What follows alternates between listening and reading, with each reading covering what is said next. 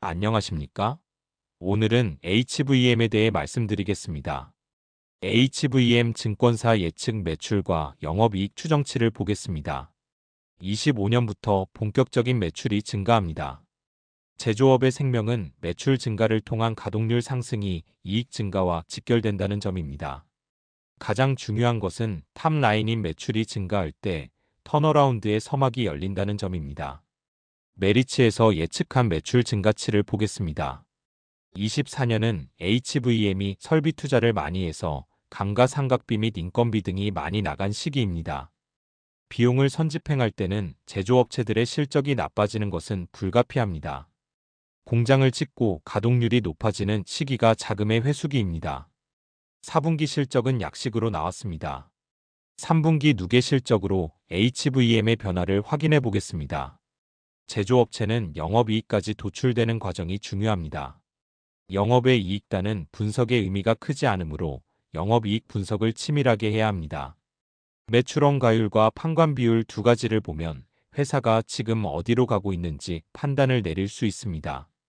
먼저 매출원가율이란 무엇인지 알아보겠습니다. 매출원가율은 공장에서 제품을 생산해내는 데 드는 원가율입니다. 당연히 원가율이 낮아져야 좋습니다. 원가란 무엇입니까? 단위당 제품 하나를 생산하는 데 드는 비용입니다. 빵 1,000원짜리를 만드는데 공장에서 드는 원가가 820원이라면 원가율은 82%입니다. 오로지 공장에서 제품을 만드는 데 드는 비용입니다.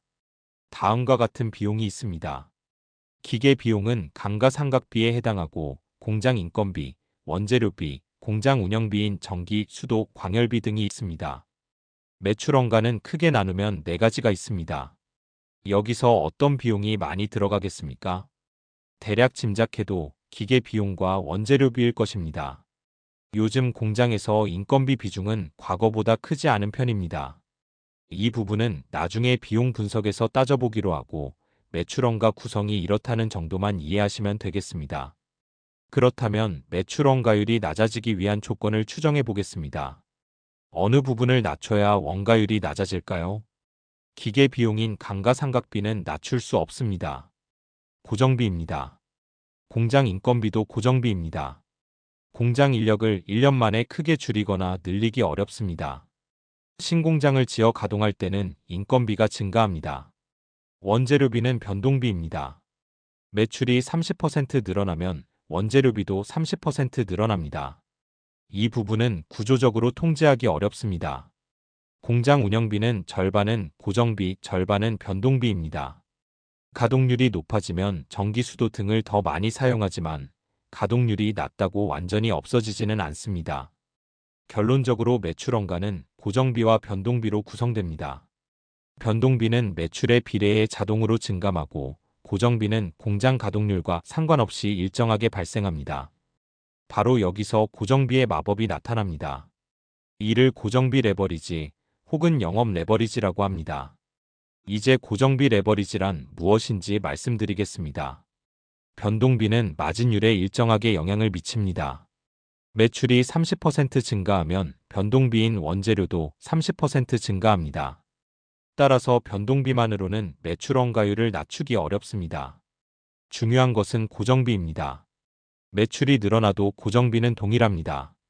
따라서 매출이 증가하면 고정비가 차지하는 비율은 낮아집니다. 이것이 바로 마법입니다. 이 때문에 매출원가율이 낮아지고 매출 총이익률이 높아집니다. 위의 표를 보시면 매출원가율이 1년 전보다 낮아졌습니다. 원가율이 82.2%에서 78.9%로 하락했습니다. 이것이 HVM 이익률 개선에 기여했습니다. 제조업에서 가동률이 가장 중요한 이유가 여기에 있습니다. 어떤 기업이 풀가동 중이라는 뉴스가 나왔다고 가정해 보겠습니다. 그렇다면 이는 강력한 호재입니다. 최근 반도체 관련주 중에서도 풀가동 이야기가 나오는 기업들이 있습니다. 이스페타시스, 삼성전기 같은 회사들입니다. 제가 이들 기업을 집중 분석하는 이유입니다. ECM 스킨 부스터 역시 만드는 족족 판매됩니다. 공장을 계속 지어야 하는 상황입니다. 이런 주식의 주가가 오르는 이유는 단 하나입니다.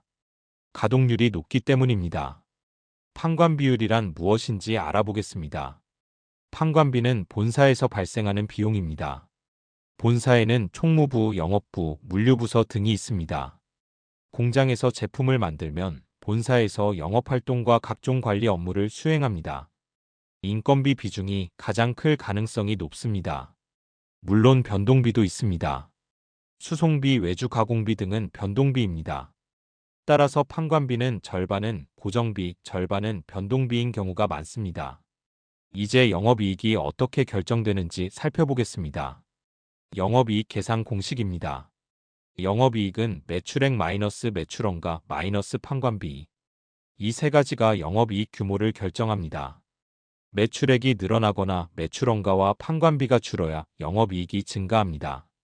물론 상대적인 개념입니다. 매출이 소폭 증가하더라도 비용이 더 낮게 증가하면 이익은 늘어납니다. 이제 비용 분석을 해보겠습니다. 투자자들이 가장 중요하게 봐야 할 부분은 주석의 비용의 성격별 분류입니다. 이 부분을 읽는 눈을 길러야 합니다. 이것만 제대로 분석할 수 있어도 기업 분석의 핵심은 파악한 것입니다. 그만큼 중요합니다. HVM의 비용의 성격별 분류를 보겠습니다. 사업보고서 추석에 나와 있습니다. 이 표는 매출원가와 판관비를 합쳐 성격별로 구분해 놓은 표입니다. 공장 비용과 본사 비용이 함께 포함되어 있습니다. 이 표를 분석하면 기업이 보입니다. 이를 고정비와 변동비로 정리해 보겠습니다. 이 표를 통해 원재료비 투입액을 계산해 보겠습니다. 여기서 중요한 것은 재고자산 변동입니다. 이 부분을 이해하는 법을 알아보겠습니다. 13기 누적 재고자산이 마이너스 97.4억 원입니다. 이는 무엇을 의미할까요? 재고자산은 기초재고 마이너스 기말재고. 따라서 재고자산이 증가하면 마이너스로 표시됩니다. 14기 누적은 176.4억 원입니다. 이만큼 재고자산이 증가한 것입니다. HVM이 14기에 총 원재료비로 지출한 금액은 263.8억 원입니다. 이 중 재고자산으로 남아 아직 판매되지 않은 금액이 176.4억 원입니다. 따라서 14기에 실제로 매출을 발생시키는 데 사용된 원재료 비용은 263.8억 원 마이너스 176.4억 원 87.4억 원입니다. 이것이 실제 원재료 비용입니다. 원재료 비용은 매출액을 만들어낼 때 발생하는 비용입니다. 이 부분을 정확히 이해하는 것이 가장 중요합니다. 반드시 이해하셔야 합니다. 이것만 이해해도 손익계산서 분석의 핵심은 파악한 것입니다. 이제 종합적으로 비용 분석을 하겠습니다. 고정비 비중이 상승했습니다. 고정비 비중이 35.1%에서 40.6%로 5.5%p 상승했습니다. 이는 서산 제2공장 가동에 따른 감가상각비 증가와 신규 공장 운영 관련 기타 비용 급증이 주요 원인입니다. 공장을 새로 지었기 때문에 감가상각비 증가는 자연스러운 현상입니다. 직원도 신규 채용했을 가능성이 높습니다. 다양한 비용이 증가했습니다. 이는 고정비이며 매출이 증가해야만 흡수됩니다. 공장을 지었다고 해서 매출이 즉시 증가하지는 않습니다. 따라서 초기에는 고정비 비율이 상승하게 됩니다. 재고 변동의 영향을 보겠습니다.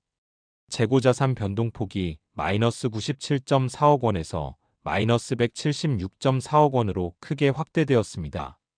이는 스페이스X 등 주요 고객사의 수주 증가에 대응하기 위해 기말 재고를 선제적으로 확보했음을 의미합니다. 이로 인해 매출원가에서 차감되는 금액이 커졌습니다. 영업 레버리지 효과에 대한 분석입니다. 현재는 신규 공장 가동 초기 단계로 고정비 부담이 다소 늘어난 상태입니다. 그러나 향후 매출액이 가파르게 증가하면 매출 대비 고정비 비중이 낮아지는 영업 레버리지 효과가 본격화될 것으로 전망됩니다. 이것이 HVM 주가 상승의 촉매입니다. 24년 매출액은 451억 원, 영업적자는 67억 원이었습니다. 그러나 25년에는 665억 원 매출에 84억 원의 영업이익 흑자가 예상됩니다. 매출액이 213억 원 증가했는데 영업이익은 무려 152억 원 증가했습니다. 이것이 바로 폭발적인 고정비 레버리지 효과입니다. 서산 신공장 가동률이 상승하면서 매출이 증가하면 이익률은 더 높아질 것입니다. 내년 영업이익률이 20%에 도달할 것으로 전망되는 이유도 여기에 있습니다. 이 글에서 제가 말씀드리고 싶은 것은 제조업의 경우 고정비와 변동비를 나눠서 분석하는 훈련이 필요하다는 점과 고정비 레버리지 효과에 대한 이해가 중요하다는 점입니다. HVM은 올해 고정비 레버리지 효과가 본격화되는 시점에 있습니다. 실적이 개선되는 구간이라는 의미입니다. 변동비 비중이 높다고 반드시 변동비형 기업은 아닙니다. HVM의 비용 구조를 보면 변동비 비중이 약 60%입니다. 얼핏 보면 변동비형 기업처럼 보입니다. 그러나 숫자상으로 변동비 비중이 더 높음에도 불구하고 이를 고정비형 기업으로 분류하는 이유는 기업의 수익 구조가 고정비의 지렛대 효과, 즉 오퍼레이팅 레버리지에 의해 결정되기 때문입니다. 단순히 변동비 비중만 보고 판단해서는 안 됩니다. 변동비처럼 보이지만 사실상 고정비 성격인 항목들에 대해 알아보겠습니다. 제시된 비용의 성격별 분류를 보면 변동비로 분류된 항목 중에도 매출과 상관없이 공장을 돌리기 위해 필수적으로 지출해야 하는 비용들이 섞여 있습니다. 전력비 및 가스, 수도료를 보겠습니다. 진공용의 설비, 예를 들어 VIM, VAR 같은 장치는 한번 가동을 시작하면 제품을 1개 만들든 10개를 만들든 막대한 에너지가 기본적으로 소모됩니다. 조업도가 낮더라도 기본 전력 소모는 유지됩니다. 따라서 이 비용은 회계상 변동비로 보이지만 실질적으로는 고정비처럼 작용해 수익성을 압박합니다. 외주 가공비 및 소모품비도 마찬가지입니다. 특히 신공장 가동 초기에는 공정 안정화를 위해 기본적으로 투입되는 비용이 큽니다. 매출 규모가 아직 충분히 올라오지 않은 상태에서는 이 비용들이 상당히 무거운 부담으로 작용합니다. 겉으로는 변동비이지만 체감상 고정비에 가깝게 느껴지는 구간이 존재합니다. 고정비가 이익의 성격을 결정합니다. 진정한 의미의 고정비형 기업은 고정비를 넘어서는 순간부터 이익이 폭발하는가로 판단해야 합니다. HVM은 2024년 대규모 증설로 인해 감가상각비 등 고정비 부담이 극대화되면서 적자를 기록했습니다. 그러나 2025년 들어 매출이 31% 증가하자 영업이익은 186% 이상 급증했고 영업이익률도 10%대로 상승했습니다. 이는 변동비 비중이 높음에도 불구하고 이미 구축된 설비와 인력이라는 고정비를 매출 증가가 빠르게 흡수했기 때문에 나타난 결과입니다. 전형적인 고정비형 기업의 수익 구조입니다. 매출이 임계점을 넘는 순간 이익이 급격히 확대되는 모습이 나타난 것입니다. HVM의 핵심 경쟁력은 진공용의 설비라는 거대한 장치에서 나옵니다. 원재료비 비중이 높은 것은 금속 소재 산업의 특성일 뿐입니다. 이 회사가 돈을 버는 방식의 본질은 거대한 설비를 얼마나 쉼없이 돌리느냐, 즉 가동률에 달려 있습니다. 가동률이 50%에서 80%로 올라갈 때 추가로 발생하는 고정비는 거의 없습니다. 따라서 그 구간에서 늘어나는 매출은 원재료비를 제외하면 대부분 이익으로 남게 됩니다. 이것이 바로 장치 산업의 구조이며 HVM을 고정비형 기업으로 보는 이유입니다. 결국 숫자상 변동비 비중만으로 기업의 성격을 단정해서는 안 됩니다. 이익이 어떤 구조에서 결정되는지를 봐야 합니다. 그 관점에서 보면 HVM은 분명한 고정비형 기업이라고 말씀드릴 수 있습니다. 이상으로 HVM에 대해 말씀드렸습니다. 시청해주셔서 감사합니다. 구독과 좋아요 부탁드립니다.